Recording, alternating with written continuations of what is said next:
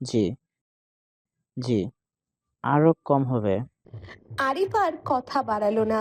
হাঁটতে হাঁটতে ভাসা ভাসা চোখের সামনে তাকিয়ে দেখলো দোকানে ভেতর মায়া আর জুই এক রকম দেখতে ড্রেস নিজেদের জন্য পছন্দ করছে। মায়া মুখের মুক্ত হাসিটা চোখে বিঁধল আরিফের। সবার ছোট বোন মায়া, ওকে তাড়াহুড়ো করে বিয়ে দেওয়ার কোনো ইচ্ছে আরিফের ছিল না।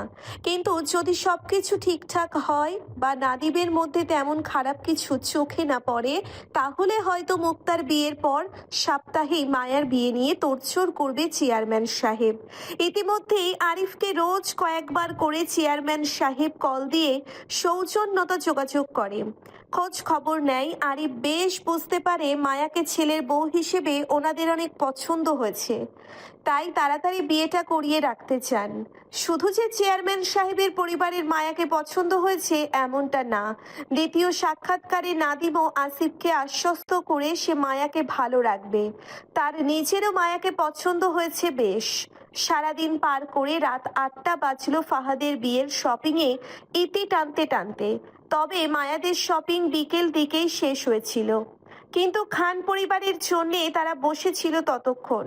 নাদিম নিজের সঙ্গে আনা গাড়িতে মায়াদের শপিং ব্যাগগুলো গুছিয়ে রাখলো হাতে নাতে। তারপর আরিফকে সঙ্গে নিয়ে মলের ভিতরে একটা রেস্টুরেন্টে ঢুকলো মায়াদের নিয়ে। ওরা চারজন খাওয়ার দাওয়া করে নিবে সেটা দৃষ্টিকটুর দেখায় বলে খান পরিবারের সকলের জন্যে খাবার প্যাক করলো নাদিম। যারা শপিং রেখে খেতে আসতে নারাজ ছিল তাদের জন্য। বাকি ছেলেরা সবাই ঠিক আসলো খেতে। আরাফ খান, ফাহাদ, সৌরভ, সোহাগ, সুমন, সেজুতি, তারা সবাই আরিফের সঙ্গে রেস্টুরেন্টে বসলো। সখ্যতা বজায়ে 2 টেবিল নিয়ে সবাই একত্রে বসে খেলো। চমৎকার বিষয় হলো নাদিমের প্রাণ চাঞ্চলতার কারণ খানবাড়ির সকলেই অতি অল্প সময়ে মিশে গেল তার সাথে। আরাফ খানের তো সেই ভাব হলো নাদিমের সঙ্গে। ছেলেটাকে ওনার বেশ মনে ধরেছে। বৃদ্ধ বয়সে তিনি মানুষ চিনতে ভুল করে না।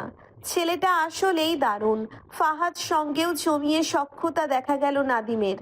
আন্তরিকতা নিয়ে এটা সেটা সবার প্লেটে খাবার তুলে দিচ্ছে সে। যেহেতু মায়া, জুই, সেজুতি মেয়ে মানুষ, সেজন্য ওদের আলাদা টেবিলে বসানো হলো। নাদিম খাবার ফাঁকে ফাঁকে ঘাড় ঘুরিয়ে পেছনে তাকালো। মায়াদের টেবিলে খাওয়া দাওয়া হচ্ছে কিনা সেটাও খেয়াল করলো। আরিফ সবটা তীক্ষ্ণ নজর পরখ করলো। নাদিম খাওয়ার এক পর্যায়ে ওয়েটারকে ডেকে পাঠালো। আস্ত করে কি জানি বলল, কিন্তু তারপরই ওয়েটার তৎক্ষণাৎ মাথা নাড়িয়ে সম্মতি দিয়ে চলে গেল। তার একটু পরই ট্রেতে আলাদা খাবার নিয়ে ফিরল, অথচ সবার খাওয়া দাওয়া প্রায় শেষের দিকে। এখন আবার নতুন খাবার কে খাবে? আরিফের মনে প্রশ্ন জাগতে দেখলো ওয়েটার মায়ার দিকে এগুচ্ছে। আরিফ তীক্ষ্ণ নজরে মায়ার প্লেটের দিকে তাকালো। তাদের সবার খাওয়া দাওয়া প্রায় শেষের দিকে, কিন্তু মায়া তখনও বসে বসে খাচ্ছে। প্লেটের ভরপুর খাবার দেখে যে কেউ বলবে মায়ার আরো ঘন্টাখানিক সময় লাগবে এই খাবার শেষ করতে। এর মাঝে ওয়েটার ট্রেতে করে মায়ার জন্যে আলাদা খাবারটা নিয়ে এগিয়ে গেল। মায়ার মাংস ভাতের প্লেটটা হাত থেকে টেনে নিতেই মায়া চোখ উঁচিয়ে তাকালো ওয়েটারের দিকে। বিনা শব্দে মায়া খাবার প্লেট ছেড়ে দিয়ে হাত গুটিয়ে নিল। বেশ বোঝাই যাচ্ছে সে মাংস ভাত খেতে পারছে না। তবে নাদিমের পাঠানো আলাদা ট্রেতে করে বাকি খাবারগুলো মায়াকে বেশ স্বাচ্ছন্দ্যে খেতে দেখা গেল। মায়ার সেই স্বাচ্ছন্দ্য বোধটুকু নজর কাটল আরিফের। তীক্ষ্ণ দৃষ্টিতে মায়াকে এক পলক দেখে আরিফ খেতে খেতে তাকালো নাদিমের দিকে। খাবার পাঠিয়ে ছেলেটা আর মায়ার দিকে তাকায়নি, বরং এটা সেটা নিয়ে আরাফ খান ও ফাহাদের সঙ্গে হাস্য উজ্জ্বল মুখে কথা বলছে। মায়ার প্রতি নাদিমের নিশ্চুপ খেয়াল রাখাটা বেশ নজরে রাখলো আরিফের। না, নাদিমকে ছেলেটা খারাপ না। খাওয়া দাওয়ার পাট চুকিয়ে গেল সবাই। খাবার বিল দেওয়ার সময়ও নাদিমকে দেখা গেল। সে আরিফ বা ফাহাদ কাউকে বিল দিতে দেয়নি, বরং নিজ দায়িত্বে সব বিলের ঝামেলা সে মিটিয়ে নিল। এই আন্তরিকতাটুকু আরিফের ভালো লাগলো।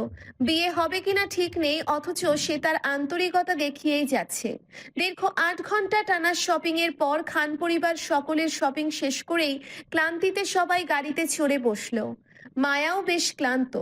আরিফ এই রাতে আশুগঞ্জ ফিরে যেতে চাইলে হেনা খান বগল থাবা করে ওদের সবাইকে নিয়ে আসলো খান বাড়িতে।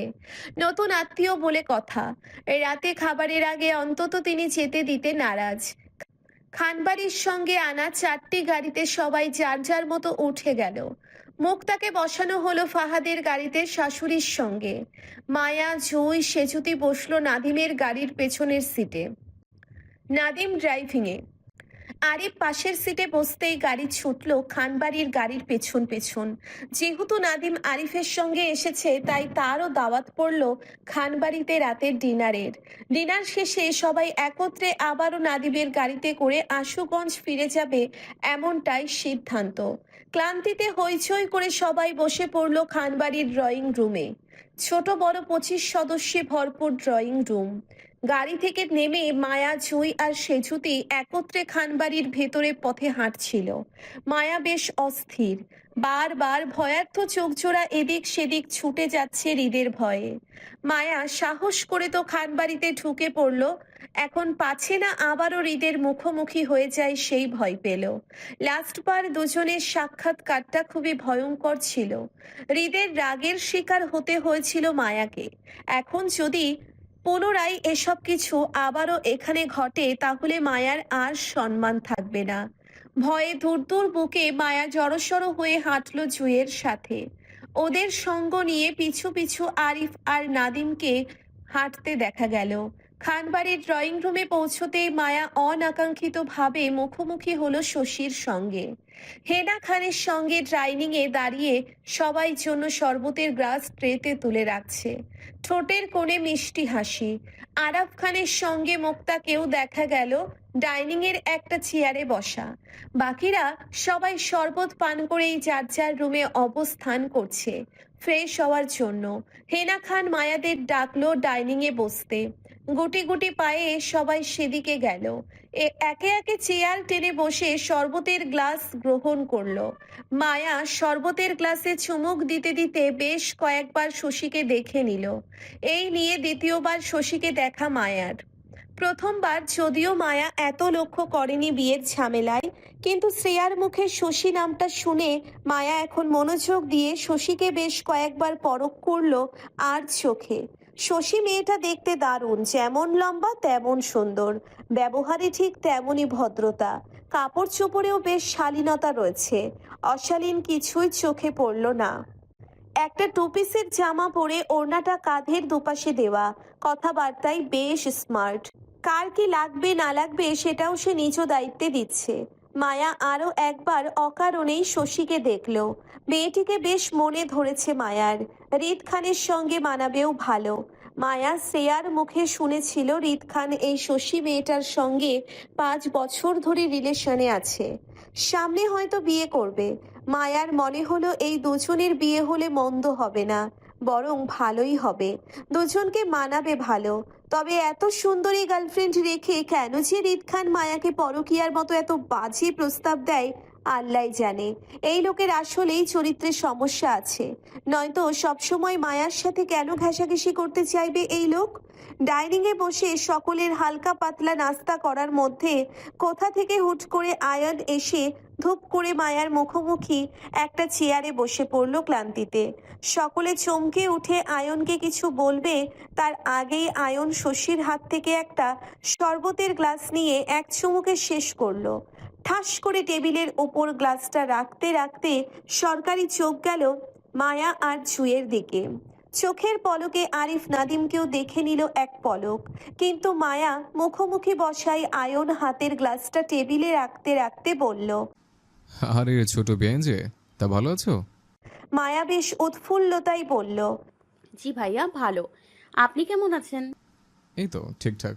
বোনের বিয়ের শপিং করা শেষ? জি ভাইয়া শেষ। তাহলে তো বেশ বড় ঝড়ো ঝামেলা চকিয়ে ফেলছো তোমরা। মেয়েদের শপিং, বাপের সাংঘাতিক ঝামেলা। আয়নের কথায় মায়া ঠোঁট প্রসারিত করে হাসল। আয়নের চোখে লাগার মতো বিঁধল সেই হাসিটা। তারপরও সে কৌশলে চোখ সরিয়ে তাকালো মায়ার পাশে বসা জুইয়ের দিকে। মনোযোগ সহকারে ফল খাচ্ছে সে। আয়ন একে একে আরিফ নাদিমের সঙ্গেও কুশলাদি বিনিময় করলো।